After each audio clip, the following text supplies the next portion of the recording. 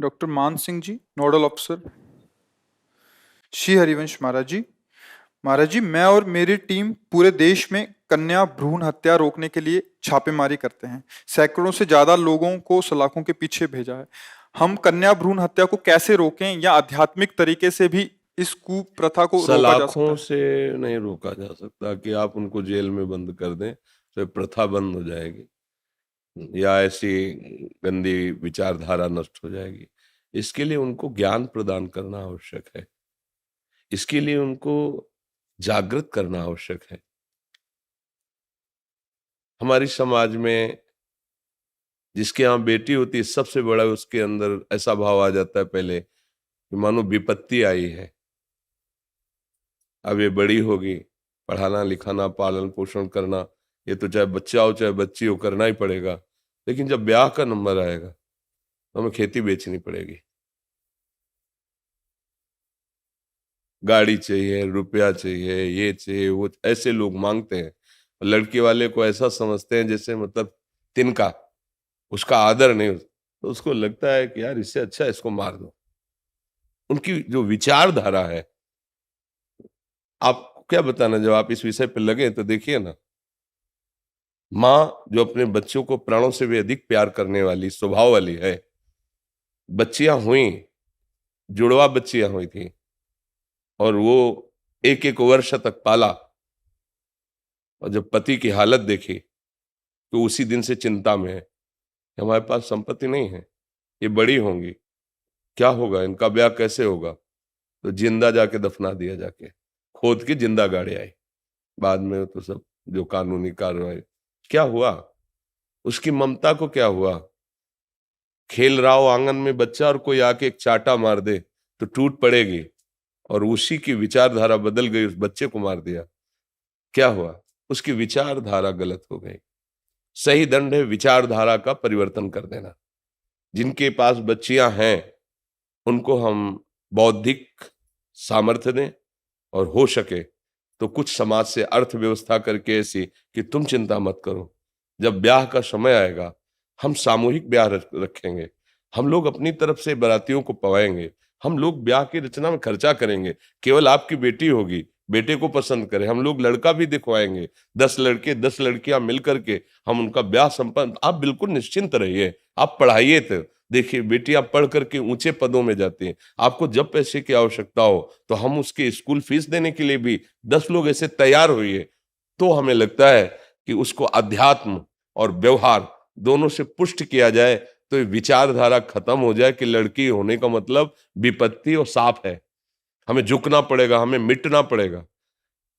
एक गरीब किसान जिसके पास 2 बीघी खेती थी, उसी से जी रहा था, एक लड़का एक लड़की, अभी कुछ दिन पहले हमें बताया गया, लड़की ब्याह योग्य हुई। अब लड़की सुख में जाए इसलिए उसने बेचारे ने पूरी खेती बेच दी। अब लड़का क्या करेगा, उस किसान के जीवन में क्या होगा, बस एक बात आई कि बेटी सुख में चली जाए। तो जहां जाते तो थोड़ा कुछ भी पढ़ा लिखा लड़का होगा तो पैसे, तो जब सुना तो लगा वो बेचारा लेबरी से जिएगा, अब क्या होगा।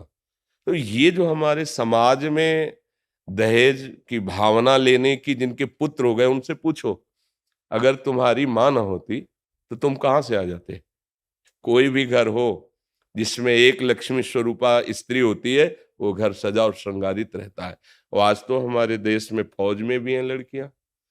हम तो एक दिन कहा था कि राष्ट्रपति भी है हमारे देश में, राष्ट्रपति नहीं, सबसे बड़ा पद हमारे भारत का इसी देवी को प्राप्त है, स्त्री शरीर को प्राप्त है। पढ़े लिखे हैं, जिन घरों में जाएंगे उनको उदंडता नहीं, सुशीलता सौम्यता हमें शिक्षा देनी है। शिक्षा अध्यात्म की और व्यवहार की दोनों, तभी से रोका जा सकता है। हम कई बार कहते हैं शराबी को मत पीटो, शराबी को बंदी मत बनाओ, उसको बैठाल कर समझाओ कि शराब तुम्हारे तुम्हारे परिवार के लिए दोनों के लिए हानिकारक। जिन पैसों से शराब पीते हो उन पैसों से वो सामान लेके जाओगे, घर वाले खुशी हो जाएंगे, तुम्हारा स्वास्थ्य खराब होता है, तुम्हारी इज्जत खराब होती है, घर वाले तुम्हारे परेशान होते हैं। अगर वो शराब छोड़ दे तो अच्छा आदमी बन जाएगा।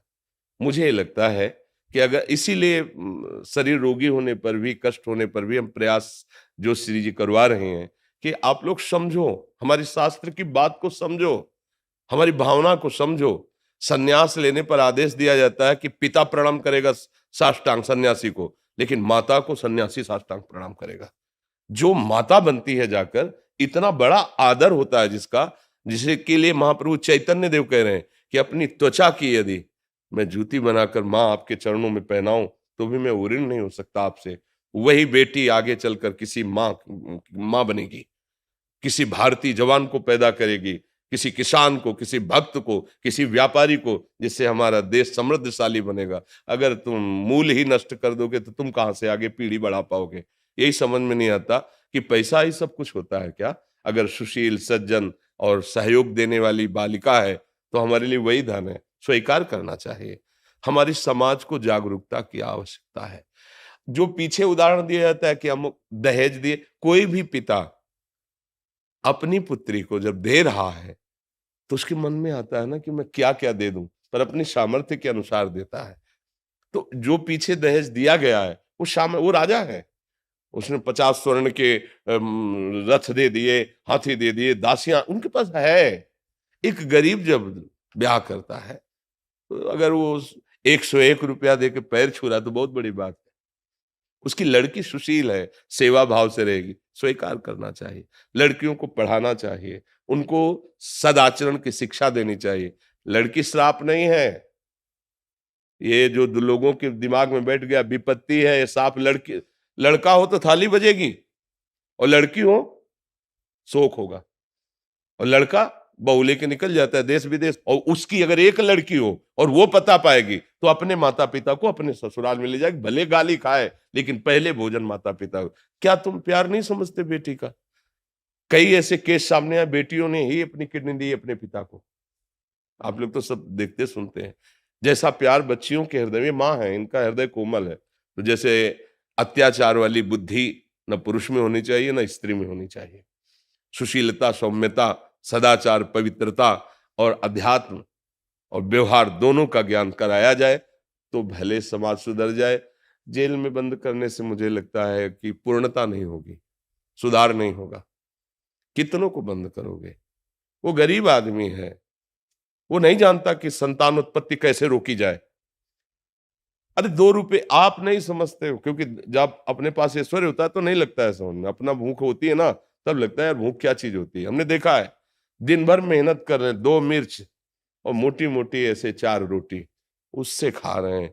सर्दी का समय पूरा परिवार आग जला के बैठे हैं और फिर एक रजाई में ऐसे घुस के काट रहे हैं। पैसा नहीं है। अब उनके 2-2 3-3 बेटियां हैं, उनके पास वो ज्ञान नहीं है कि हम संयम में रहें।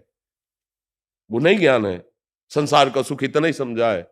और उससे जो संतान हुई, अब उनका भरण पोषण कैसे हो, ये दिमाग में यही आता है उनको कि यही एक सरल उपाय है। ये तो बहुत बड़ा पाप, बहुत बड़ी हानि और बहुत ही भी मूर्खता बढ़ती चली जा रही है। इसलिए आवश्यकता है सदुपदेश की, सदव्यवहार की।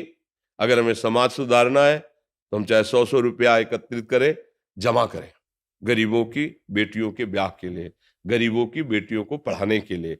उनके पास जा जाकर उनको सपोर्ट दें कि आप चिंता मत करो, हम लोगों की एक कमेटी है, उससे आपको प्रति महीने इस बच्ची के पढ़ने के लिए मिलेगा। पर हम जांच करेंगे, आप पढ़ाएंगे, वो पैसा और कहीं नहीं खर्चा होगा, हम फीस डायरेक्ट भरेंगे। इनको पढ़ाओ, लिखाओ, अच्छी बनाओ और हम लोग ब्याह भी कर देंगे, आप निश्चिंत रहो। इससे सुधार होगा। पढ़ाया जाए, लिखाया जाए, उनको अच्छे पदों पे जगह दे हमारी सरकार, उनको सम्मान दे, तो हमें लगता है फिर अच्छा रहेगा। क्योंकि जो गरीब जन हैं या जो बिल्कुल मानसिकता से हीन हो चुके हैं, वो लोग ये बात नहीं। लड़का हुआ तो खुश हो गए, लड़की हुई तो निराश हो गए। ये जो विचारधारा इसे हटानी पड़ेगी। अगर लड़की नहीं तो लड़का कहां से आ जाएगा? कहां से आ जाएगा? अरे भाई ठीक है, आज का समय जो चला है, लेकिन तुम्हारी कुल पीढ़ी कैसे बढ़ेगी? तुम उद्दंडता पूर्वक विषय वासना की पूर्ति कर सकते हो, लेकिन संतान उत्पत्ति तो नहीं कर सकते ना। संतान उत्पत्ति तो लड़की से ही होगी ना, कुल परंपरा चलेगा, देशभक्त पैदा होगा, भगवान का भक्त पैदा। ये वो माँ है जिनके ऐसे लाडले लाल हुए हैं कि हमें स्वतंत्र कराने के लिए अपने प्राणों की बाजी लगा दी। यही तो माँ है, इन्हीं से तो पैदा हुई है। वो परमहंस पैदा हुए हैं जिनके संकल्प से सर्वे भवन्तु सुखिना सर्वे सन्तु निरामया, ये देवियां हैं। ऐसा भाव न करे। और माताओं बहनों को भी चाहिए कि अगर कहीं ऐसा परिवार मिल जाए कि तुम्हारी मनोकामना पूर्ण नहीं कर सकता है तो भी आप निर्वाह करने की कोशिश करें, उनको सपोर्ट दे, उनको प्यार दे। थोड़ी सी भी वस्तु को अगर प्यार से पाया जाए तो भूखे रहकर भी आनंदित रहा जा सकता है, और बहुत भोग विलासिता हो और प्यार ना हो तो वो सुख नहीं प्रदान कर सकते। हमें तो ऐसा लगता है।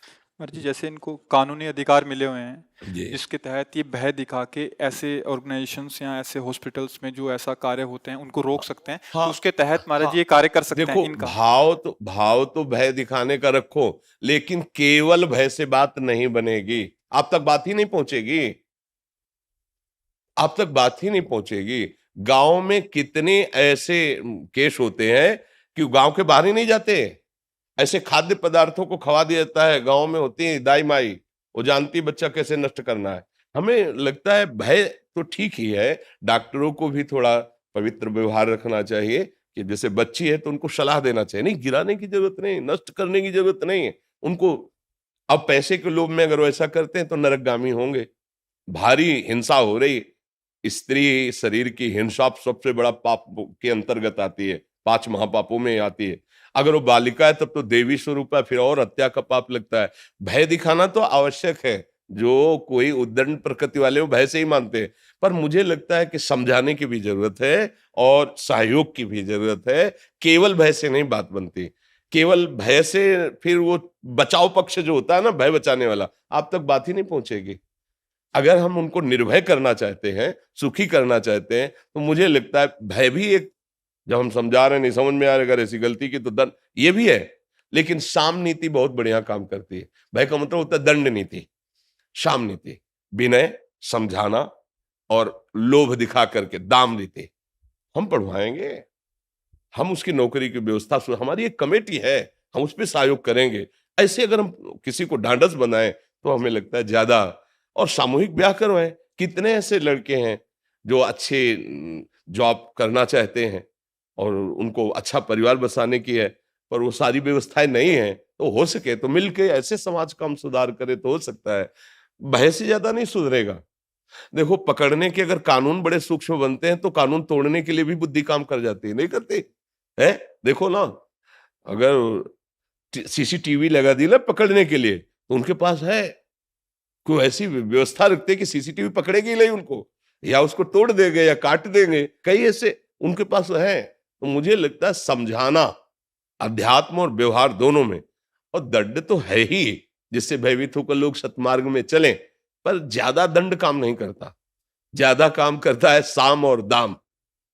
साम ये आपको ऐसा समझाया जाए कि आपके दिमाग से बात निकल जाए कि बेटी हमारे लिए अभिशाप है या विपत्ति है या आगे चलकर दुख देने वाली, ऐसा भाव और नहीं है, दिमागों में बैठा हुआ है। किसी के भी घर में देख लो, बच्चा हुआ उत्साहवर्धन लड्डू खवाए जाएंगे, और लड़की हुई मुंह हिलगा के नहीं, और बच्चा चाहे आगे चल करके थप्पड़ चलावे बाप पिता के, और उसके लिए लड्डू है, और बेटी चाहे प्राण समर्पित करने वाली हो उसके लिए उत्साह। ये दिमाग में बिठाल दिया गया पहले से, इसको हटाना चाहिए।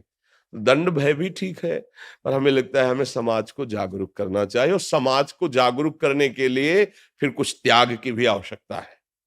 ऐसे ऐसे धनी मानी लोग हैं जो सहयोग करना चाहते हैं, एक कमेटी बनाए जिसमें अर्थ जमा हो और सामूहिक ब्याह की व्यवस्थाएं हो, गरीब की बच्चियों की पढ़ाने की व्यवस्थाएं हो। मुझे ऐसा लगता है ऐसे अगर हम दाम और शाम दोनों को लें तो दंड नीति भी काम कर जाएगी, नहीं तो फिर दंड नीति सुधार नहीं पाएगी, केवल दंड नहीं सुधार पाएगा। नीति के जो 4 अंग हैं, तो उसमें मानो जो भेद अंग है, तो हमें दिखाना होगा कि लड़कियां लड़के से कम नहीं है, और नहीं है।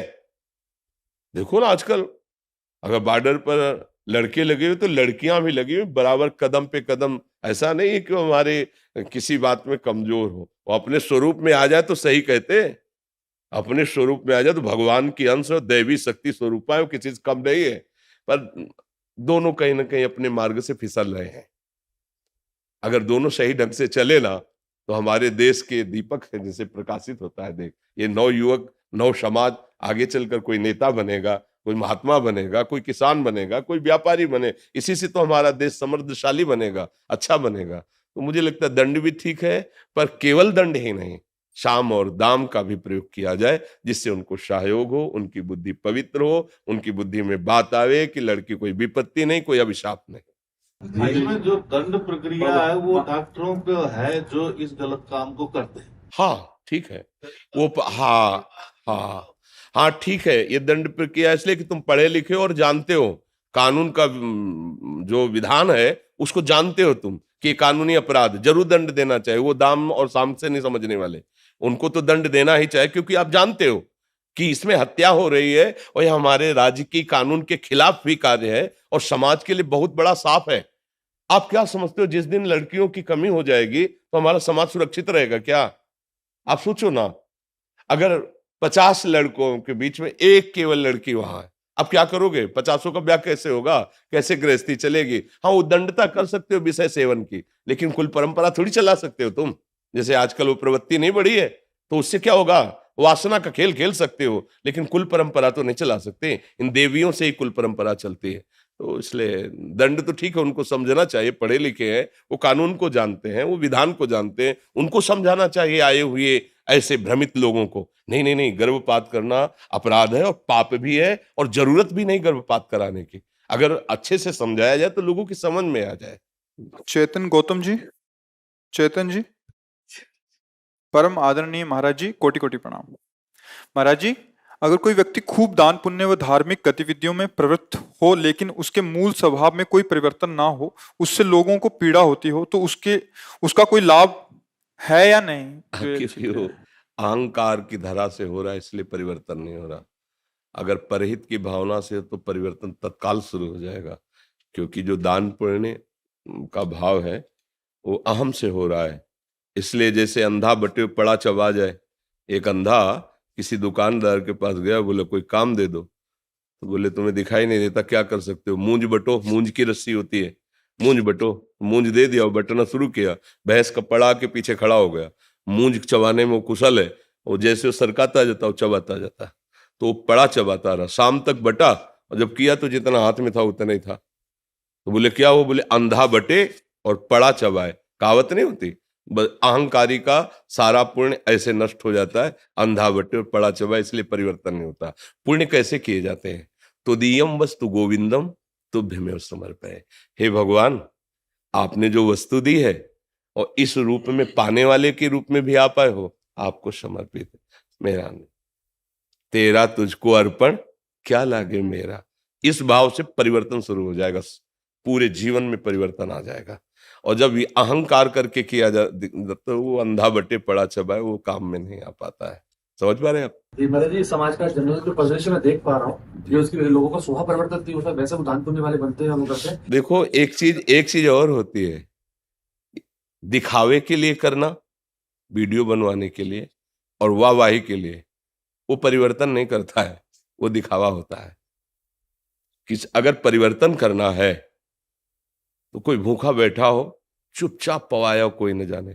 भाई जी से हनुमान प्रसाद पोद्दार जी के पास जब कोई धनी मानी जैसे आते जाते रहते तो कहते सेवा बताओ, तो बोलते अच्छा 500 कंबल ले आना और रात्रि के 11 से 2 के बीच में हमारे साथ चलना। तो आप कार में भाई जी को बैठाल के ले जाते और दूर खड़ा कर देते गाड़ी, और रोडों में जो सो रहे हैं चुपचाप ऐसे कंबल ऐसे उड़वा के पूरी रात में सैकड़ों 500 कंबल ऐसे बांट आए। और जब उनको आनंद मिला तो जाने कि कम्बल ओढ़े पर किसने उड़ाया ये पता नहीं। ऐसे ऐसे हृदय का परिवर्तन होता है। सही दान वो है, गांव की कहावत में कहते हैं कि दाया हाथ देव बाया ना जान पावे, नहीं कहते गांव में? वो पुण्य वही लगता है। यहाँ दाया बाया की क्या बात है? यहाँ तो लाखों लोग वाह वाह करें। कभी कभी हम सम्मान पत्र भी सम्मान के लिए त्याग देते हैं। वाह यार, सम्मान पत्र त्याग, इसके लिए सम्मान पत्र का भी त्याग, ये बड़ा सूक्ष्म विषय है। अगर हम दान भगवत स्वरूप मान करके और गुप्त रूप से करें, कोई जान न पाए, तो सीधे वो लगता है, लेकिन अहंकारी बर्दाश्त नहीं करेगा, ये बर्दाश्त नहीं कर सकता। मैं वृंदावन से बहन जी के सामने ही रहता हूँ जी महाराज। मैंने देखा जैसे इतना आचार विचार का तो वैसे बनेंगे कि जैसे बाहर से मुर्दरी में से आए तो सड़क पे ही नहाएंगे, लेकिन किसी से दुर्व्यवहार करते समय, किसी का धन हरण करते समय, भाई का हक छीनते समय, किसी से दुर्व्यवहार करते 1% भी वो नहीं होती। तो ये मेरा प्रश्न उसी परिदृश्य में था जो मैं समाज में देखता हूँ। ये वो वैसे दानपुण्य भजन वाले बनते हैं, लेकिन उनका स्वभाव कोई परिवर्तन नहीं होता है। देखो ये मेरा था। देखो स्वभाव परिवर्तन होता है आंतरिक चिंतन से, बाह्य में कुछ परिवर्तन नहीं होगा। बाह्य से आप समझ लो, अगर हम अहम रहित होकर के करें तो छोटी सी भी सेवा हमारा निश्चित परिवर्तन कर देगी। हाँ, और कोशिश करें हम अपने परिवर्तन के लिए कि हमें किसी में दोष न दिखाई दे। अगर दोष दिखाई देगा तो एक बुरा कर रहा है और एक बुरा देख रहा है और एक बुरा सुन रहा है, तो मुझे लगता है कि तीनों का अंतःकरण बराबर मलिन हो जाएगा। तो हमको उनकी निंदा भी नहीं करनी और अपने आप को बचाना है, और अपने समीप जो आ जाए उसे सही मार्ग समझाना है नहीं? हाँ, इसी से मंगल होगा। आपके अंदर भगवान श्री कृष्ण के उस विशेष अंश को मैं बार-बार प्रणाम करता हूं। मैं घर बैठे प्रणाम करता हूं बार-बार, ये- और आज मैं विशेष अंश को आपको मैंने प्रत्यक्ष पहली बार देखा है। जी। तो श्री कृष्ण के उस विशेष अंश का ये आप ब्रजवासियों की जूठन है और कुछ नहीं है। ब्रजवासियों की टूक मांग मांग के खाए तो वही श्री कृष्ण के अंश हैं ब्रजवासी, उन्हीं का के अंदर विशेष अंश पाया। भगवान ने कहा जिसके अंदर विशेष कुछ दिखे वो मेरा अंश दिया हुआ जानना। हाँ, भगवान ने विभूति, जब विभूतियों का वर्णन करते हैं, अरे वहाँ अहंकार कैसे छूटेगा? राधा राधा नाम जप करो और प्रभु से प्रार्थना करो, वो कृपा करेंगे, क्योंकि सबसे बड़े प्रभु हैं। वो जब कृपा करेंगे तो हमारे को ज्ञान मिल जाएगा। अहंकार किस बात का? अच्छा हमें बताओ, किस बात का अहंकार? ऐसी क्या है जो तुमने रचना रची जिसका अहंकार किया जा सके? विचार करो। देखो, ये शरीर भगवान ने बनाया, हमारी चाहत के अनुसार नहीं बना है, कर्म के अनुसार भगवान ने इसकी रचना रच दी। भगवान ने तो बनाया ना, मतलब ऐसे बनाया तो भी ऐसे ही जिंदगी भर रहोगे। अगर कोई तुमसे पूछे कि ऐसे क्यों रहते हो, बोले भगवान ने बनाया है। मतलब आप भी मानते हैं कि शरीर भगवान ने बनाया है। अच्छा, मन बुद्धि बहुत ज्ञान विज्ञान से संपन्न होती, बोले मूर्ख क्यों है? भगवान ने इसको वैसे ही कर दिया है। मतलब बुद्धि भी भगवान के द्वारा दी हुई, शरीर भी भगवान के द्वारा दिया हुआ है। और आप अरबपति खरबपति के घर जन्मते, आप यहाँ क्यों जन्मे? मान लो किसी, बोले भगवान ने जन्म दिया ऐसे घर में, कर्म के अनुसार दिया ना। मतलब हम जब विचार करते हैं तो सब में कहीं हम नहीं है। हमको जो कुछ मिला है वो हमारे कर्म के परिणाम से भगवान ने दिया है। अब हमको केवल बात ध्यान देनी कर्म पर। तो यदि हम कोई किसी वस्तु का दान कर रहे हैं तो भगवान ने जो हमें दी हुई है वही वस्तु सामने, उसमें भी भगवान है, उनको हम दे रहे हैं। ये भगवान बड़ी कृपा कर रहे हैं कि हमारे द्वारा अच्छा कार्य करवाना शुरू करवा दिया। अब अच्छे कार्य जो हो रहे हैं उसमें अहंकार नहीं करना, भगवान करवा रहे हैं मेरे अंदर से। अहंकार लायक तो मुझे कुछ समझे में नहीं आता कि किस पर अहंकार करे। अभी बुद्धि ठीक है, 2 मिनट बाद गंदी हो जाएगी, गंदी बात सोचवाने लगेगी। ये सब क्या है? इसका मतलब मैं कहीं नहीं हूं, इसमें मेरे कर्मों का जो हिसाब किताब है वो कहीं से पास हो रहा है। तो अब मुझसे अच्छे कर्म कराए जा रहे हैं, मतलब मालिक हम पर बहुत प्रसन्न है, मुझे सतमार्ग में लगा रहा है। अहंकार करने की तो मुझे कहीं गुंजाइश नहीं दिखाई देती, कहीं भी हमें नहीं लगता कि हम अहंकार कर सकते हैं। अब बताओ आपके पास क्या है अहंकार करने लायक? क्या है? एक क्षण में शरीर छूट जाएगा, किस बात का अहंकार करें? क्या करें? किस बात का अहंकार? जब विचार करें ना ज्ञान से तो कुछ अहंकार लायक नहीं रह गया है। आप भगवान के अंश हैं तो उसमें अहंकार की जरूरत ही नहीं है, क्योंकि भगवान के अंश है। और जो कुछ है सब माया का परिवर्तनशील, इस पर भी अहंकार की जरूरत नहीं। अहंकार अज्ञान के कारण लगता है और वो नष्ट होता है विशुद्ध विवेक से, ज्ञान से, और वो ज्ञान भगवान प्रदान करते। इसलिए नाम जप करो, अच्छे आचरण करो, संतों का संग करो, तो बढ़िया बात बन जाएगी, हमारा अहंकार गलित हो जाएगा। पूनम जी सूरत से। राधे राधे महाराज जी, आपके चरणों में कोटि कोटि प्रणाम। बाबा, सभी माता पिता चाहते हैं कि उनकी संतान डॉक्टर, इंजीनियर या इस संसार की बड़ी पदवी को प्राप्त करे। किशोरी जी की कृपा से आपसे एक प्रार्थना करने आई हूं कि इस शरीर के बालकों का जीवन संतों और गुरुजनों की सेवा करते व्यतीत हो। ये शिक्षा मैं उन्हें कैसे दूं, कैसे उनको समझाऊं? पहले अपने में भक्ति हो और भगवान के भजन का बल हो, अपनी संतान का फिर परिवर्तन किया जा सकता है, उसकी बुद्धि का। अगर ये नहीं तो केवल सोच से परिवर्तन नहीं होगा। एक मंदालशा नाम की महान ज्ञानी गृहस्थ में ही थी, उनकी 4 संतानें हुई। उन्होंने दृढ़ संकल्प किया था कि जीवन मुक्त संतानों को करूंगी, माया में नहीं फंसने दूंगी। जैसे जैसे उनकी शुद्ध बढ़ती, वैसे वेदांत का वो स्वयं गान करके 3 को तो चौथे के लिए पिता ने कह दिया था कि मैं तुमसे भीख मांगता हूं कि मेरे परिवार के चलाने के लिए इसको रहने दो। तो उनका मेरा संकल्प है, मैं अपने चारों पुत्रों को भगवत प्राप्त बनाना चाहती हूँ। तो उनका तो पति की प्रार्थना से एक अंगूठी में एक श्लोक लिखा अर्थ सहित और पुत्र को पहनाई और कहा मैं बात नहीं करूंगी, क्योंकि मैं बात करूंगी तो तुम्हारा परिवर्तन निश्चित है, क्योंकि स्वयं भगवत स्वरूप में स्थित थे। जब तुम्हें कोई विपत्ति पड़े, समस्या पड़े, तो इस अंगूठी से खोल के इसको पढ़ लेना और जैसा इसमें आदेश वैसा चल देना, महासुखी हो जाओगे। राजपद पे बैठा सब, जब उसको ये दिखाई देने लगा चारों तरफ शत्रुता का ही बोलबाला, विपक्ष भी तो राजाओं के हैं, आक्रमण, ये सब, क्या यही सुख शांति है?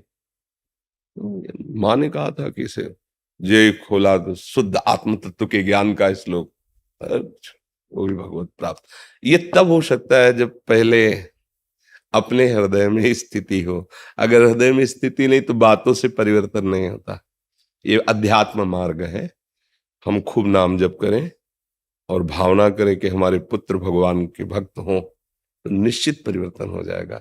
भजन से हम किसी का भी परिवर्तन कर सकते हैं जब वो हमसे अपनापन रखे। तो पुत्र तो अपना ही है, वो तो मानता ही है। अगर वो अपना है, हम उसे संकल्प भजन के द्वारा और उपदेश के द्वारा, आचरण पवित्रता की शिक्षा के द्वारा, तो निश्चित वो महाभागवत बन जाएगा। निश्चित। हम अपने जीवन की बात बताते हैं। छोटे थे ना, तो घर में सन्यासी जन आते हो, वाराणसी का माहौल उधर, तो शिव उपासना, सन्यास मार्ग, तो दंडी सन्यासी सब ब्रह्म ऋषि ही होते हैं जो दंड धारण करते हैं। तो वहां मतलब अतरे दिन ही होता था, संतों को चरणों में उतारा गया, पिलाया, ऐसे अंजलि भर भर के बच्चे थे, ऐसे पीते, आरती कर रहे, माता पिता आरती कर रहे तो हाथ जोड़े खड़े हुए हैं, संतों को भोजन पवाने जा रहे हैं, तो पंखा कर रहे हैं, उनके शाम के बैठ के उपदेश कर रहे हैं, तो कुछ समझ में नहीं आया, पर उसी का प्रभाव हुआ कि वो मार्ग प्राप्त हुआ जो संत मार्ग है। बिना संतों की कृपा के, बिना संत स्वभाव के संग के साधुता थोड़ी आ जाती है। मत कीरति गति भूति भलाई, जब जेहि जतन जहां जे पाई, सो जानो सत्संग प्रभाव, लोकों वेद न आनु पाओ। तो हम पहले खुद सत्य में प्रतिष्ठित हों, खुद भजन परायण हों, हमारे सद आचरण हो, फिर हम बच्चों को परमार्थ में लगा सकते हैं। अहो भाग्य है। पर ये गर्व भी ना करे कि और तो अपने बच्चों को शिक्षा देते हैं विषयों में आगे बढ़ने के लिए, पर हम शिक्षा देते हैं भगवान में आगे बढ़ने के लिए, तो आप में वो सामर्थ्य नहीं रह जाएगी कि आप बढ़ा सको, क्योंकि अहंकार बीच में आ गया।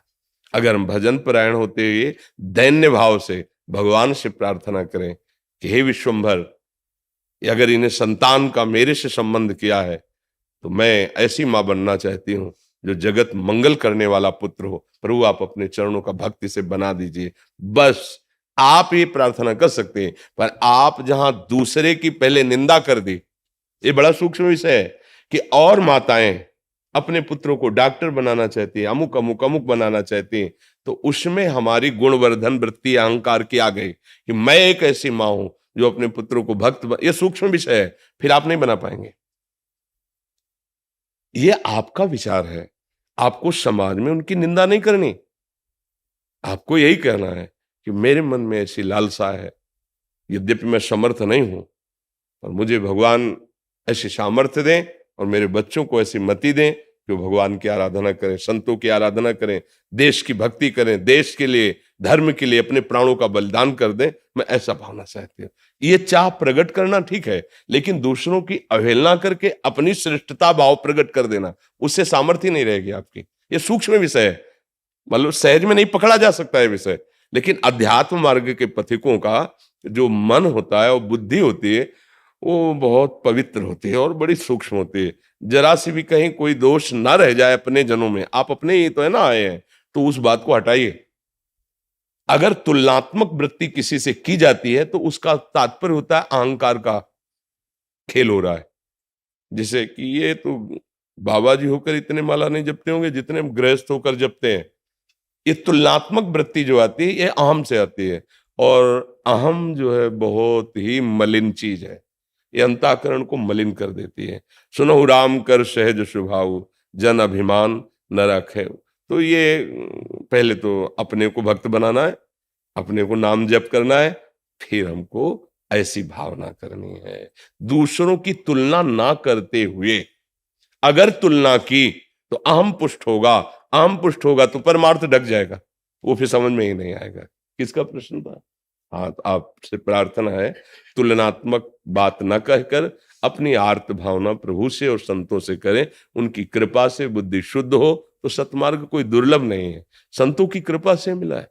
जो आज हम बोल रहे हैं, जो आप सुन रहे हैं, जो हम जीवन जी रहे हैं, ये जो कुछ भी है ये संतों की जूठन से है, संतों की चरण रज से है, संतों की कृपा से। कोई गर्भ से थोड़ी सीख जाता है, अगर गर्भ में भी सीखा है तो किसी संत ने सिखाया, जैसे प्रहलाद जी, तो नारद जी ने तो सिखाया। बिना संत कृपा के ये मार्ग नहीं मिल सकता।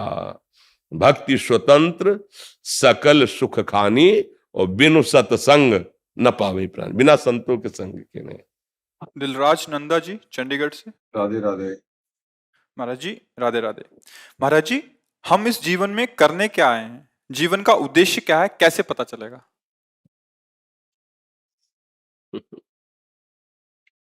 अभी तो हालत खराब है, कैसे अभी उधर से आए तो एकदम। हम करने क्या है? प्यार करने हैं। हम प्रेम स्वरूप भगवान के अंश हैं, हमें प्रेम चाहिए।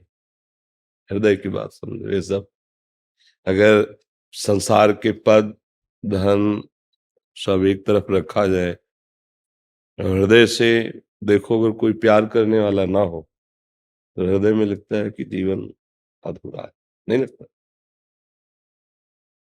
हम एक ऐसा साथी चाहते हैं जो सदैव हमारे पास हो और हमारे मन की करे, हमारे मन की जाने, तो हमें बहुत प्यार करे। वो केवल प्रभु है, दूसरा कोई नहीं।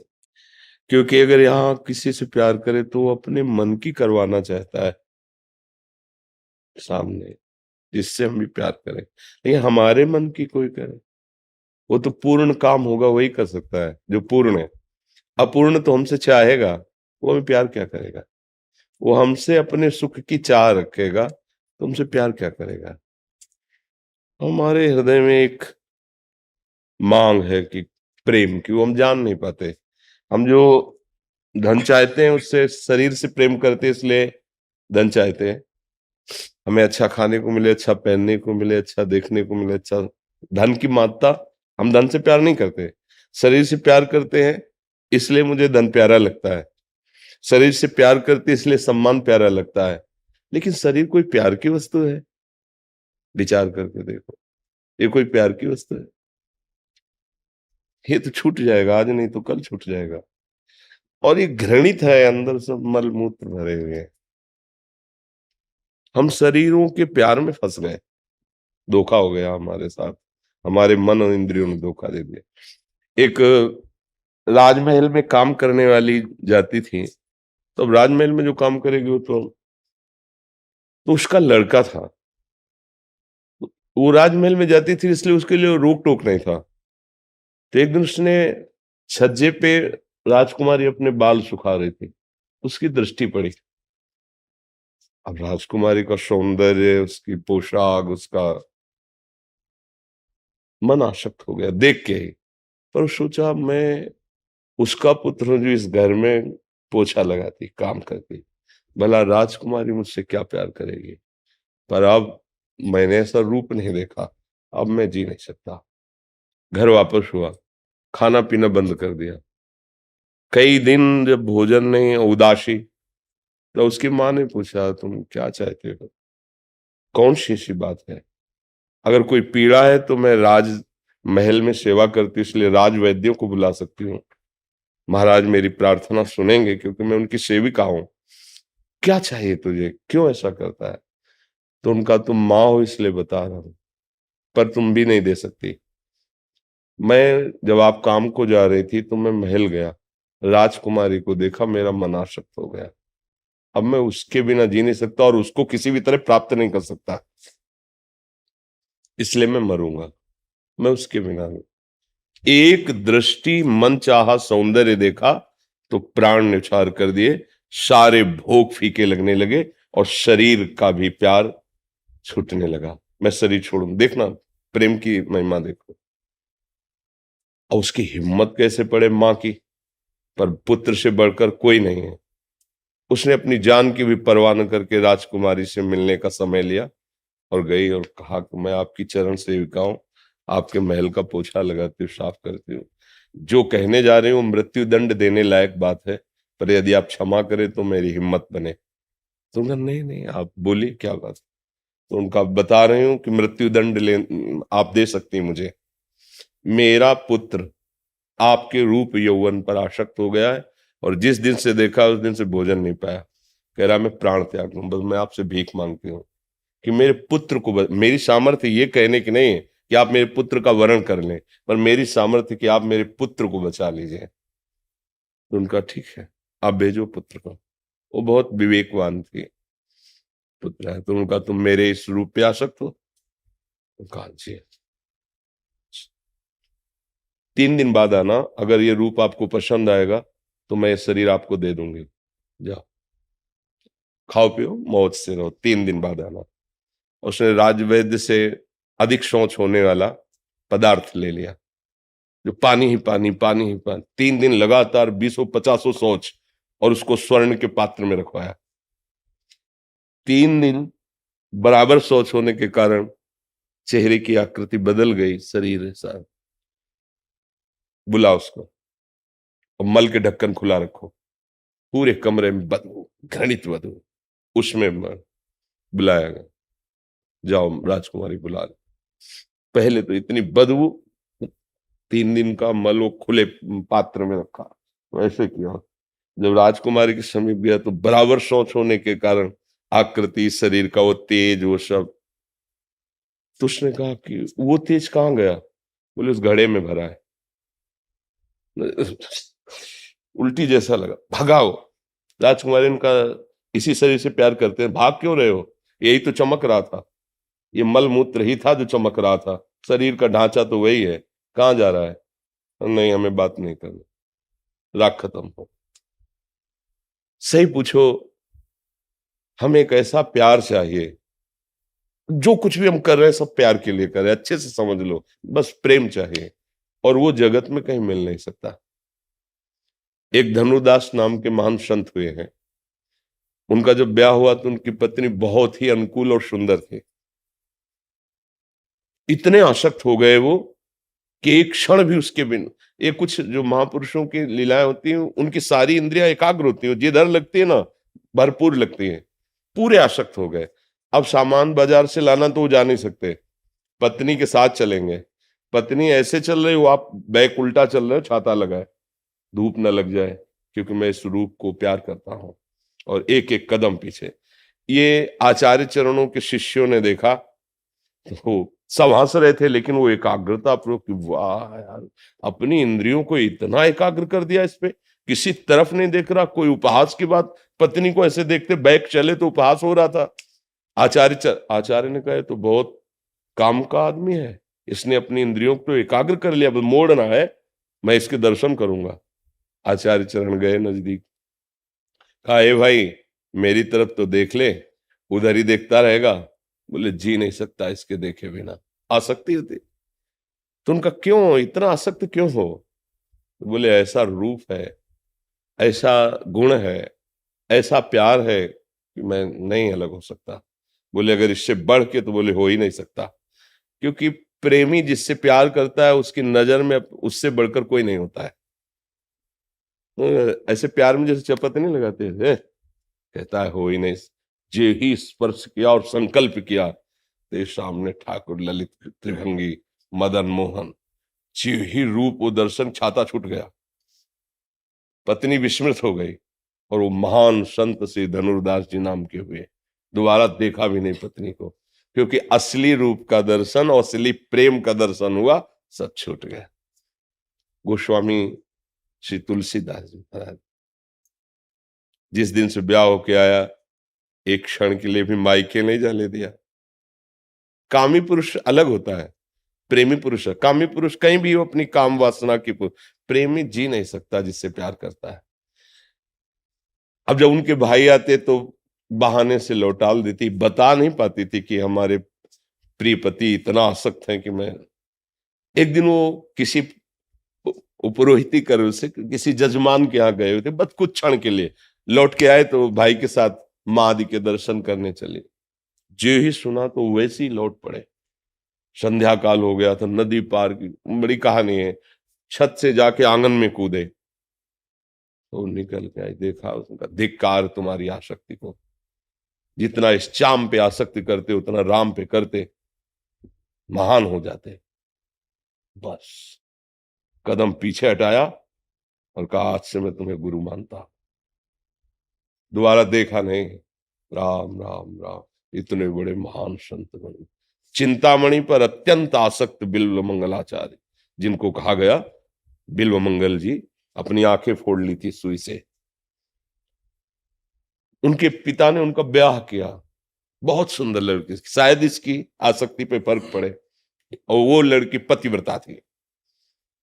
एक बार भी उन्होंने बात भी नहीं की, और उसकी सारी जेवर लेकर चिंतामणि को सब संपत्ति, इसी शोक में माता पिता मर गए। अब चिंतामणि तो वैश्या, धन नहीं, धक्का मार के बाहर निकाल दिया। आज ये अपनी पत्नी के पास गए, रो के कहा मुझे बचा लो, अगर मुझे धन नहीं मिलेगा तो वो मेरी तरफ देखेगी नहीं, अगर देखेगी नहीं तो मैं जीऊंगा नहीं। आज अपनी पत्नी से देख। पत्नी ने कहा हमारे पास तो एक सुहाग का वो होता है माला, क्या कहते हैं उसको, मंगल सूत्र, वही आप ले लो, कम से कम आपको देख लेगी, आपको सुख मिल जाएगा। कहानी पूरी बड़ी है। उसने कहा कहां से लाए, उसने कहा अपनी पत्नी से। फिर क्या लाओगे, फिर कुछ नहीं मिले। निर्मम, जब तू अपनी पत्नी का ब्याह ही हुई का, उसका नहीं हुआ, जो इतना प्यार करती है कि तेरे लिए मंगल सूत्र, तू मेरा क्या है? तो उनके पास आदमी तो धक्का मार के निकाल दिया। अब कोई रास्ता नहीं। जिसका कोई रास्ता नहीं होता उसे भगवान के भक्त मिल जाते, संत जन। उनको भगवान का परिचय मिला कृष्णचंद्र जी का। तो जैसे जलते हुए आग में किसी को गंगा की धारा मिल जाए, नाम जब भगवत चिंतन, शांति मिली। वो जो वियोग चिंतामणि का था, वो आसक्ति जो थी उसका मोड़ हुआ प्रभु की तरफ। एक ही वर्ष हुए थे, मन में आया कि मैं विचरण करूं, एक आश्रम में न रहूं। तो वो विचरण कर रहे थे, आगे जा रहे थे तो गांव बाहर मंदिर था, सरोवर था, तो वहां देवी पूजन के लिए माताएं बहनें आती। तो एक नववधू जा रही थी पूजने, बिल्कुल हूबहू चिंतामणि जैसी। और फिर वो आसक्ति जागृत हो गई। बहुत मन को समझाया, बस वो पीछे लग गए। वो पूजन की वापस हो करके गई, जब घर में गई तो ये दरवाजे तक गए। उसका पति बहुत सुलझा हुआ व्यक्तित्व वाला स्वभाव का था। अपने पति से कहा ये कोई नीच आदमी है, चिन्ह तो वैष्णव धारण किए पर गलत दृष्टि से हमें देख रहा, पीछे लगा चला रहा है। दरवाजे पे आया है, हम हैं, धैर्य रखो। नजदीक गए, कैसे आगमन हुआ आपका? थप्पड़ भी मार सकता था। तो उन्होंने कहा आप कौन हैं? बोले जो अंदर गई उनके हम पति हैं। बोले मुझे बचा लो, मैं आसक्त चित्त हूं, मैं एक बार भर नेत्र देखना चाहता हूं, वो मेरी चिंतामणि जैसी ही है। उनका ठीक है, आप हमारे अतिथि हुए हैं, हम आपकी सेवा। पत्नी से कहा, उसने कहा प्रभु कुछ गलत? बोले हम है ना, तो चिंता मत, बैठो। आराम से उसे, उसकी भावना है ना दर्शन का, आराम से दर्शन। हिम्मत उसकी आई, पत्नी गई। फिर उनको जलन हुई, अरे नेत्र तूने मार दिया मुझे। वहां से ठोकर खाया था, प्रभु की शरण में गया, अब प्रभु से फिर तूने हटा दिया। ये अभी दिखाई देगी, फिर छुप जाएगी, फिर क्या करूंगा? तो उनका मेरी एक बात मानो, 2 सुइयां हमें दे सकते हो? तो अवश्य, अभी लाके तो घर है। और कहा आए नेत्रो, संसार से ठुकराया हुआ भगवान की शरण में गया और तूने फिर मुझे भगवान से विमुख कर दिया सच्चे प्यार से, अब तुझे रखूंगा नहीं। जय श्री कृष्ण। दोनों नेत्र फोड़ लिए। अब जो जन्म से अंधे होते उनका अभ्यास होता है चलने का, और ये तो अभी अभी आंख फोड़ी है। घर में चीख मच गई। कहा नहीं, किसी का अपराध नहीं, ये मैं अपने नेत्रों का अपराध मानता हूं चल पड़े। लोगों से पूछा किधर वृंदावन है, मुझे वृंदावन का रास्ता बता दीजिए। अब पूर्वाभ्यास है नहीं, तो एक अंधा कुआं था रास्ते में, उसमें गिर गए। गिर गए, अब कृष्ण की सेवा कौन? हा कृष्ण। तो आवाज आई, बाबा हाथ दो। तो सोचा इतना बड़ा हाथ किसका हो सकता है, वो तो अजान बाबू भगवान के ऊपर 1 सेकंड में। इतना सुकोमल, इतना सौरभ, इतना भगवान छुड़ाए, समझ गए। तो उनका बाह छुड़ाए जात हो, निबल जान के मोहे, और हृदय से जब जाओगे तो सबल सराहूं तो है। वो महान आचार्य बने, बिल्व मंगलाचार्य, श्री कृष्ण प्रेम की मूर्ति। हमारा मन प्रेम चाहता है, सच्ची मानो, पर वो जगह जगह धोखे खाकर फिर भी संसार में ही उसकी पूर्ति करना चाहता है। ये गलत बात हो गई। प्रेम बपू, प्रभु से यदि हमारा प्रेम हो जाए, प्रभु भाव से प्रेम हो जाए, तो सर्वमंगल हो जाए। हमारा लक्ष्य है, हमारा कोई एक ऐसा हो जो अविनाशी हो और मुझे बहुत प्यार करता हो और कभी मुझे दुख न मिले। वो केवल मेरे प्रभु ही है, दूसरा नहीं। इसीलिए शास्त्रीय भाषा में कहा गया है, साधन धाम मोक्ष कर द्वारा, पाई न जे परलोक सम्हारा। संस्कृत में कहा गया, दुर्लभो मानुषो देहो, देहे नाम क्षण भंगुरा, तत्रापि दुर्लभम मन्येत वैकुंठ प्रिय दर्शनम। ये जीवन भगवान और भगवान के प्रेम करने वाले महाभागवतों के दर्शन के लिए मिला है। हमारा जीवन धर्मयुक्त हो और भगवत प्राप्ति हो, अर्थात मैं भगवत प्रेमी बन जाऊं। रसखान जी बालकों से बहुत प्रेम करते थे। उनका अलग अलग रुचि होती है, गलत भावना से नहीं, स्वभाव होता है। एक रुचि होती है, किसी को पक्षियों से प्यार होता है, किसी को पशुओं से प्यार होता है। जब संत जन उन्हें मिले तो उन्होंने कहा, अगर बालक ही देखना चाहते हो तो ब्रज में आओ ना, नंद का छोरा है, उसको एक बार देख लो, देखना मिट जाएगा। उन्होंने ऐसा कुछ नहीं माना कि कोई भगवान की बात कर रहे हैं, तो वो प्यार करते थे बालकों से।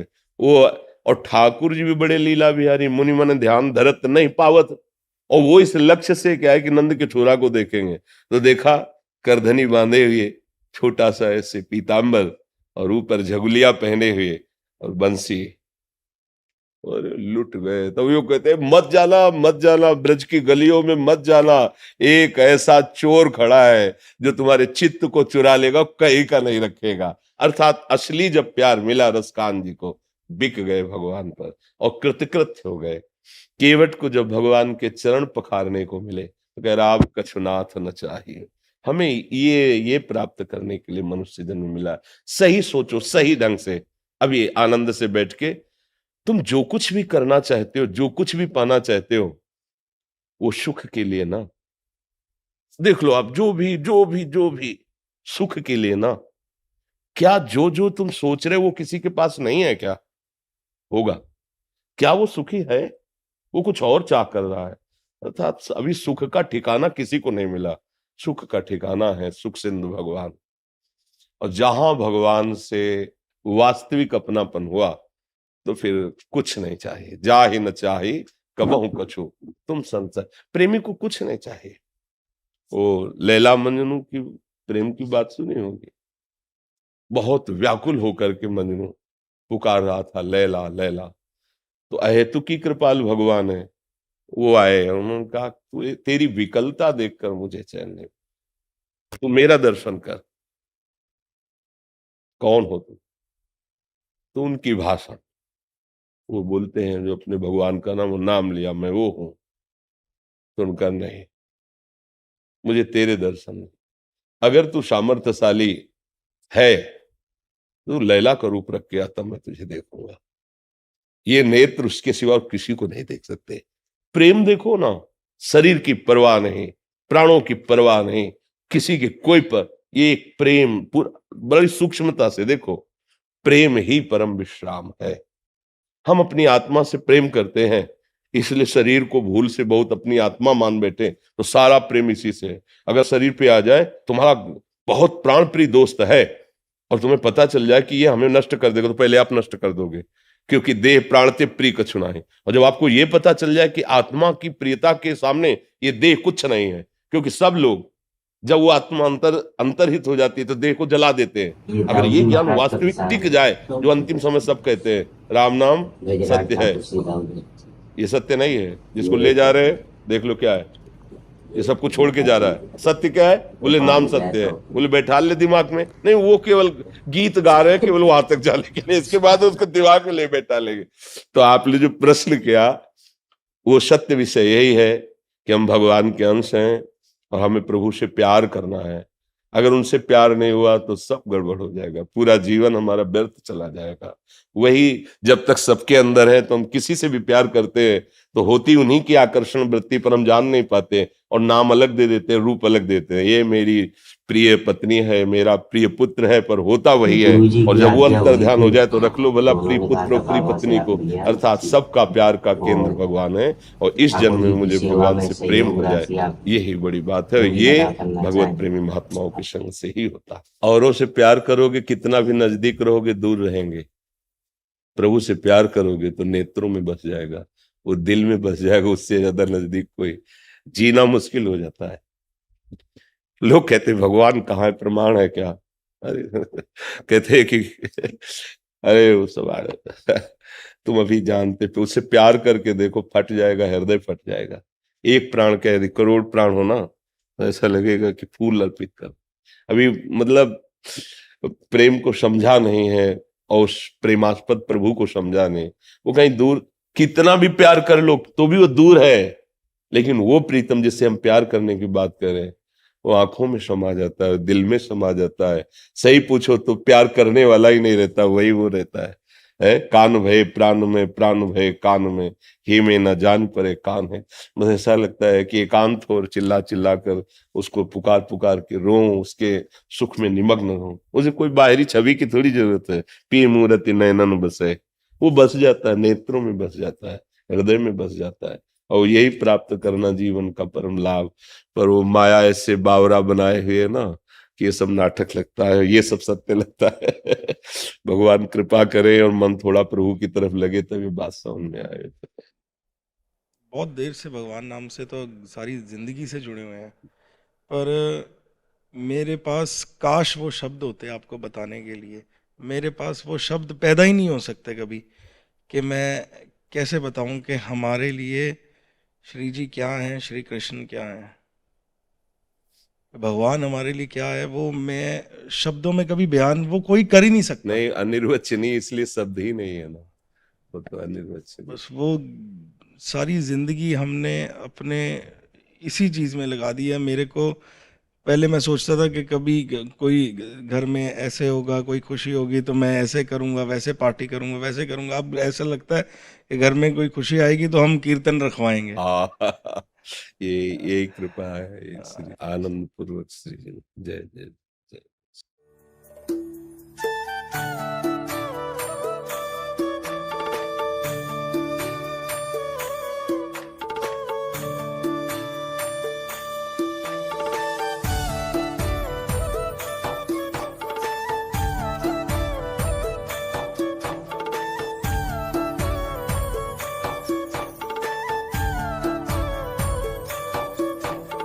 ये दाऊजी महाराज का विचार है।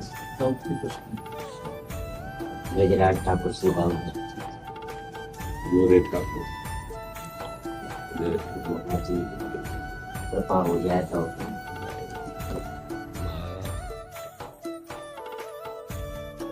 भाई हाँ, थोड़ा अतरे दिन डायलिसिस होता है, इसलिए शरीर की असमर्थता के कारण तो कई बार दाऊ जी के पार्षद आकर के जोर दिए कि बाबा तुम्हें आना है। तो हमारे तो ठाकुर हैं, हम तो दर्शन करने आए। और अब इतना होने के बाद ऐसा शरीर पीड़ित हो जाता है कि उसे पढ़ाए रखते हैं तो दूसरे दिन के लिए फिर सामर्थ्य आ जाती है। ऐसे चल रहा है। सुनो, 1100 रुपये दो, ठाकुर जी को भोग लगाएंगे। गुरु जी की आज्ञा हुई थी तो उन्होंने कहा था बाबा से आप लिया ना। जी जी। और ठाकुर जी की सेवा में सहयोग राशि आप जो भी अदा करना चाहें। हमारे देखो, हमारा किसी से हम मांगते नहीं, जो हमारे पास स्वाभाविक आ जाता है। 200-250-300 संत हैं, उन्हीं के भोग और श्री जी के श्रृंगार। न मांगना है, लेना न देना मगन में। अब जैसे 1100 रुपये है, ये सहज में जब दाल रोटी श्री जी के द्वारा चल रही तो 1100 को भोग दाऊ जी को लगा दीजिए। तो ऐसा है, क्योंकि हम मांगते नहीं, कोई शर्त नहीं, किसी भी तरह का कोई वो नहीं कि दान पेटी या पेपर भरवाना या किसी भी तरह की कोई एंट्री में पैसा। हाँ, अगर 100 चढ़ा दिए तो जय, 500 दे दिए तो जय, और उसी की दाल रोटी आ गई। जो साधक है वो भोग लगा श्री जी का पा लिए। तो हम जैसे हमसे कोई कहे ना कि इतने लाख ऐसे, तो ना मेरी सामर्थ्य है, क्योंकि ना मैं किसी से मांगता हूँ और ना हम ऐसा करने के लिए एक प्रोत्साहन किसी को दे सकते हैं। क्योंकि हमारा प्रोत्साहन है, नाम जप करो, धर्म से चलो, प्रिया प्रीतम की शरण में रहो, प्रभु की शरण में रहो। ये है हमारी सेवा। जी जी, जय देव, धन्यवाद, धन्यवाद।